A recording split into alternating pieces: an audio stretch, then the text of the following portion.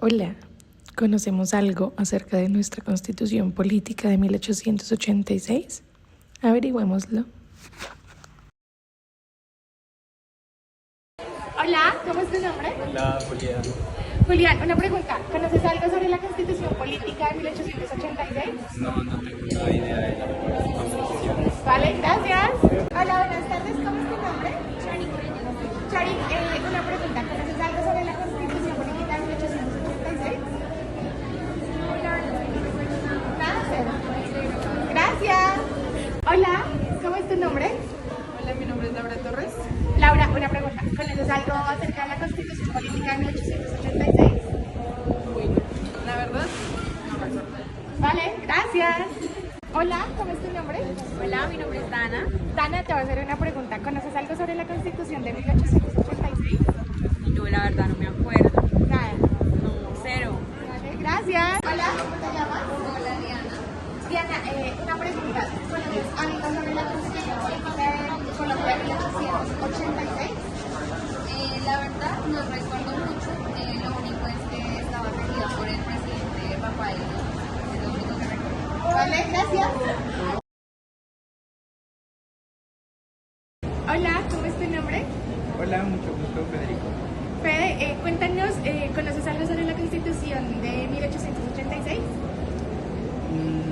No conozco mucho de esta, en realidad creo que casi no se nos habla mucho, pero más que todo que estaba regida como muy fuertemente por la iglesia, como con un teocentrismo muy marcado, y pues también creo que era más que todo como muy conservadora. Gracias.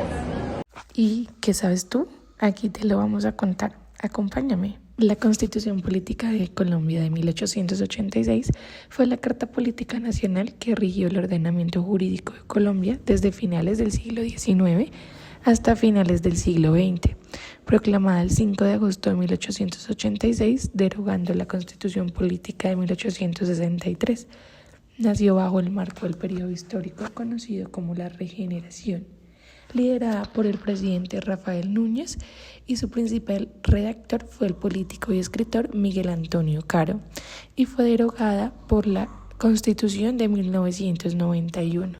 Esta Constitución se mantuvo por más de 100 años y por la cual cursaron 23 presidentes. Su carácter fue centralista, presidencialista, autoritaria y confesional. Fue casi totalmente conservadora y penalista, tan así que creó la ley penal que se denominó la Ley de los Caballos o la Ley 61, donde se castigaba a todo aquel que intentara hablar mal de la misma Constitución, del gobierno y por supuesto de la Iglesia, al igual que del papel de la moneda forzoso. Fue un periodo violento y represivo frente a las protestas sociales. Se encargó de abolir el federalismo, creó un Estado unitario administrador en lo social y en lo económico. Algo muy importante para resaltar es que esta Constitución dividió el poder político en tres ramas: legislativa, ejecutiva y judicial. Estableció el periodo presidencial de 4 años para evitar la dictadura e impedir la reelección inmediata, aunque años después esto fue cambiado para beneficio del presidente Álvaro Uribe Vélez.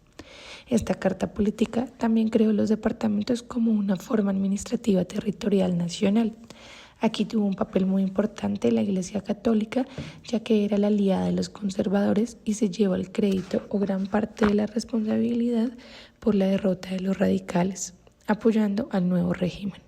Buscaba antiguas concesiones que le devolvieran sus privilegios. Desde la puesta en vigencia de esta carta política, el país fue consumido en una caótica situación política y jurídica. Pasaron hechos como la Guerra Civil, Guerra de los 1000 días, golpe y gobierno de Marroquín y finalmente el Quinquenio de Reyes, que hacía imposible su gobernabilidad.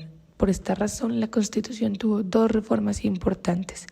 La primera en 1910, después del gobierno progresista del presidente Rafael Reyes, en donde se dio una tarea de conciliación entre liberales y conservadores, y fue conducida en términos generales por un nuevo grupo de republicanos. La Asamblea suprimió las causas principales del conflicto, iniciando por reducir el periodo presidencial a 4 años, ya que duraba 6, Decretó la reunión anual del Congreso y ordenó la expedición de una legislación electoral que diera representación a las minorías, llamado cociente electoral. La pena de muerte fue abolida y se prohibió toda emisión de papel moneda de curso forzoso.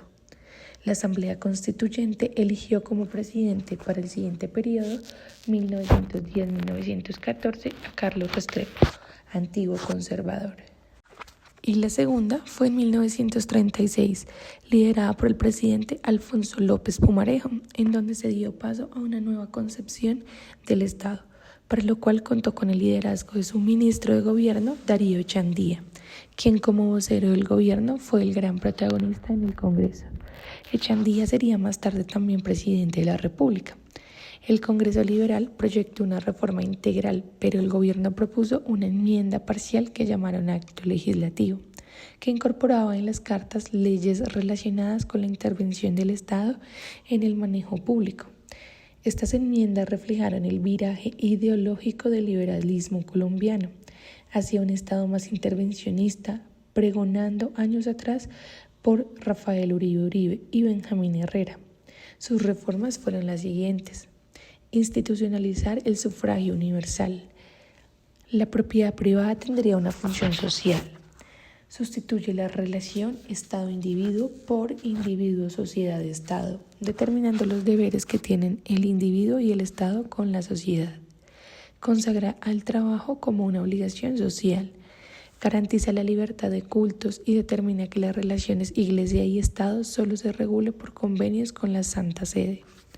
Señala la igualdad jurídica entre extranjeros y colombianos, salvo derechos políticos. Eleva la disposición constitucional, la huelga, lo que permite una mayor estabilidad en la clase obrera. Incorpora las normas de educación garantizando la libertad de enseñanza, pero con la vigilancia e inspección del Estado. Las mujeres adquieren el derecho a ser nombradas para el desempeño de empleos públicos. Otras reformas se dieron en los años 1905, 1954, 1957, 1958, 1968 y 1984.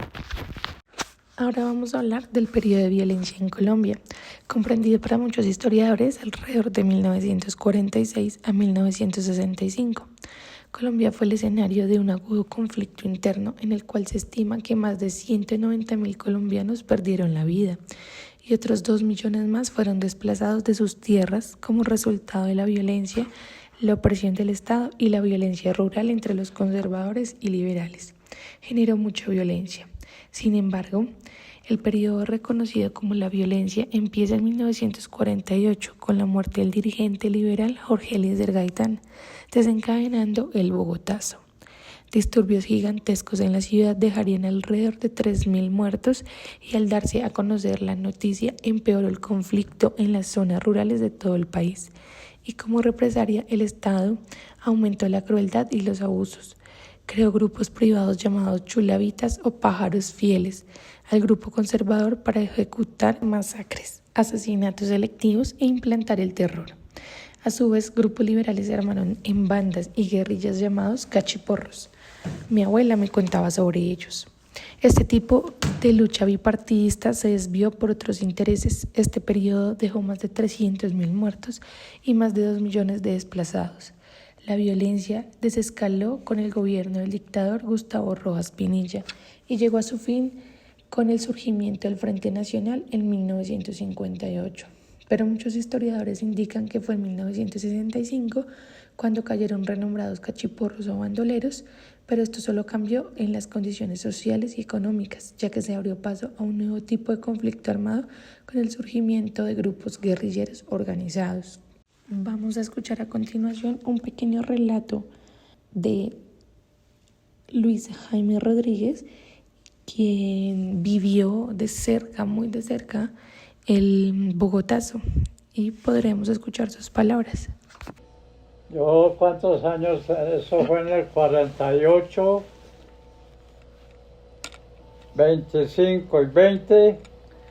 45. 45. Entonces, ¿cuántos años tenía yo en el 48? Si yo nací en el 25, ¿Al cual? 20... ¿23? 23, Sí. sí, yo me acuerdo. Hubo alguien que se puso a hablar por la televisión o la radio, no me acuerdo. No me acuerdo si ya había televisión. Y la radio incitando a la gente para que saliera a pelear. Ay. Y salieron fue a robar.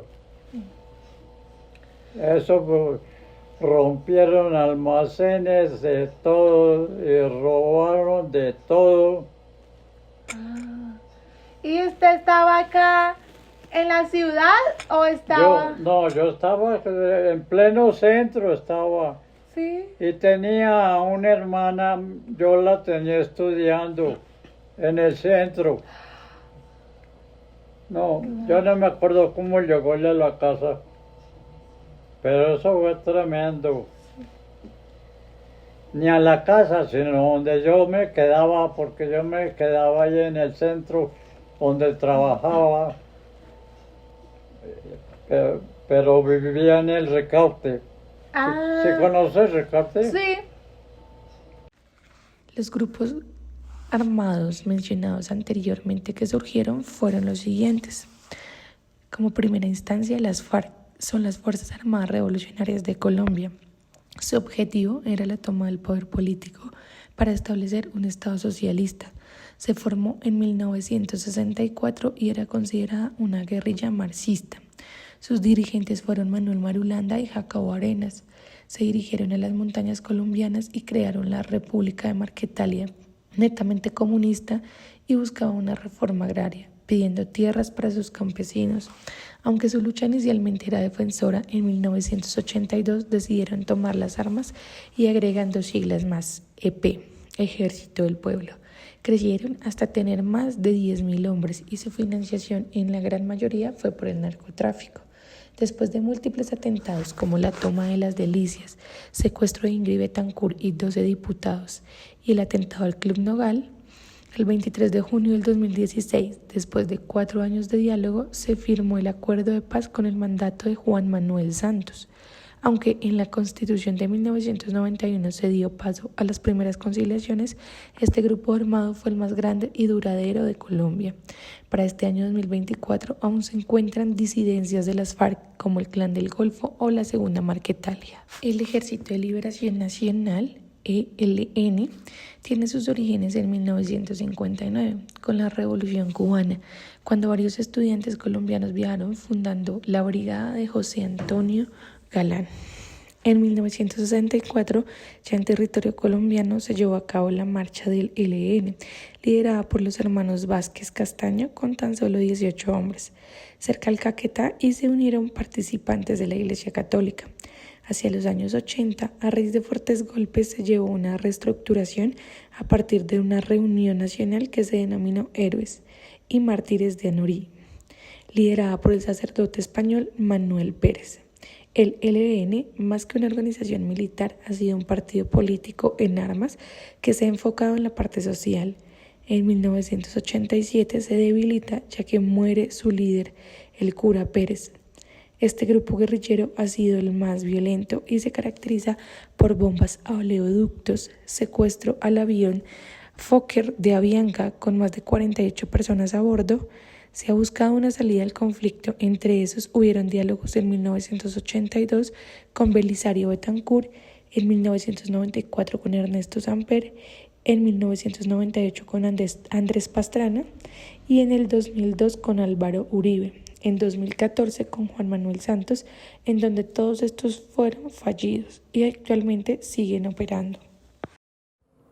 EPL, Ejército Popular de Liberación.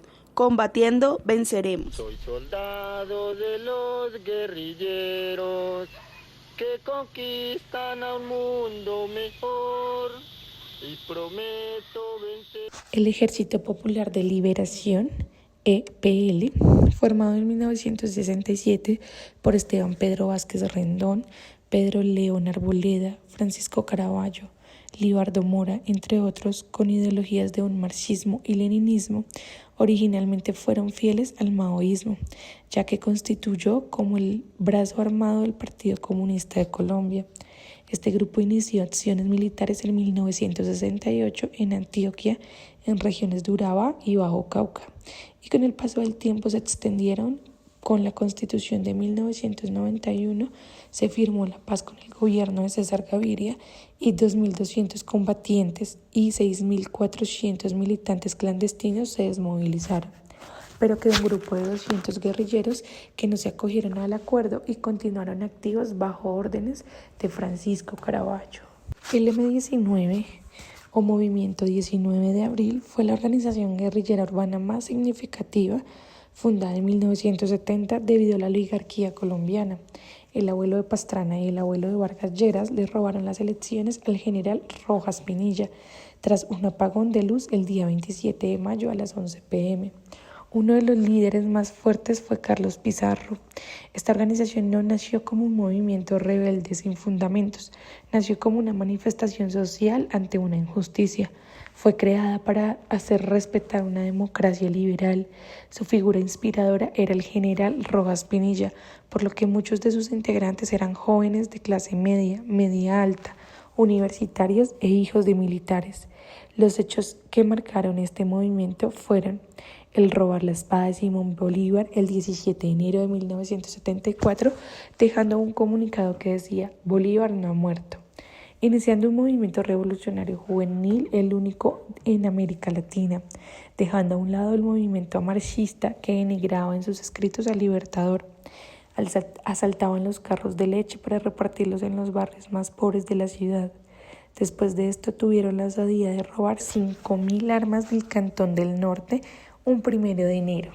Se tomaron la embajada de República Dominicana, la aclaración de guerra al gobierno de Turbay y la toma del Palacio de Justicia, que dejó 94 muertos, de los cuales solo 68 cadáveres fueron identificados y de los cuales solo 54 cuerpos fueron entregados a sus familiares a causa de la retoma por parte del ejército. Desde sus inicios, el M-19 estuvo vinculado a lo más alto de la intelectualidad nacional, desde universitarios y profesionales, apoyados por grandes personajes como Gabriel García Márquez, León de Greiff, el periodista Enrique Santos, y apoyados por el pueblo, y pidieron la reforma de la Constitución Política de 1886 que se dio en 1991. Vamos a escuchar en estos momentos otro pequeño relato nuevamente de Luis Jaime Rodríguez que nos indica cómo vivió esa toma del palacio muy cerca. Pues un grupo del M-19 fue el que inició esa invasión al Palacio de Justicia, en la cual hubieron personajes muertos ahí porque no dejaban salir y echen plomo. Llevaron los tanques de guerra a la Plaza de Bolívar y rompieron la entrada y se metieron y ahí hubo un poco de muertos y por ahí yo creo que en los celulares están todos esos relatos. Sí. ¿Y su merced estaba cerca? Yo estaba, eso fue en la carrera séptima, yo estaba en la 17. O sea, a 10 cuadras. Sí, estaba cerca. Sí. Y con calle 11. Y eso fue entre 11 y el palacio ese era entre 11 y 12. Sí. ¿Y usted escuchaba los tiros, el bombardeo? ¿O se fue? No, yo no alcancé a escuchar, pero el marido de Ana, la que está enferma, Sí, Jorge, sí, él estaba en el cuartel, en la blindada, ¿Sí? Y le tocó salir en un tanque de guerra Él ya a falleció. la Plaza Bolívar. O sea que él era militar. ¿Ah? ¿Él era militar? Sí, él fue militar.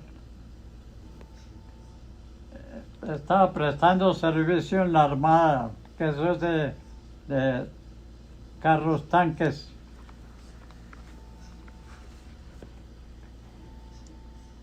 Y en el tanque que él iba un capitán o un mayorengo, iba seguro dirigiendo ahí. Y el bruto sacó la cabeza y ¡pum! Que lo mataron. No. Había gente mirando de la que estaba echando bala. Es que es un revuelto, liberales, conservadores, comunistas, eso de todo ahí. Sí. Pero los relatos deben estar en los celulares de Sí. cómo fue. Sí, estoy investigando. O sea, el ejército que vino De otros lados trajeron refuerzos, pero gente muy sanguinaria. Sí. Eso, si salía uno a la calle y lo veían, para el suelo. Mire que yo, como le digo, mi mamá vivía en el Ricarte y yo bajé, ya cuando había pasado unos días, no me acuerdo cuántos, bajé y de pronto estaba yo en la puerta de la vivienda cuando bajaron 2 camioneros de muertos encarrados en volquetas. ¿Del palacio o de...? De donde los mataban, Jue madre. de diferentes partes. Le contaban algunos por ahí que uno se había robado una joyería y ahí llegó otro y ¡tin! Le quitó el brazo para qué hacer con los relojes. Eso es que contaban, yo no sé si se... Y así termina esta historia. Con todos los conflictos que se vivieron, se dio paso a la nueva Constitución Política de Colombia de 1991, de la cual hablaremos más adelante. Espero les haya gustado y hayan aprendido un poco más.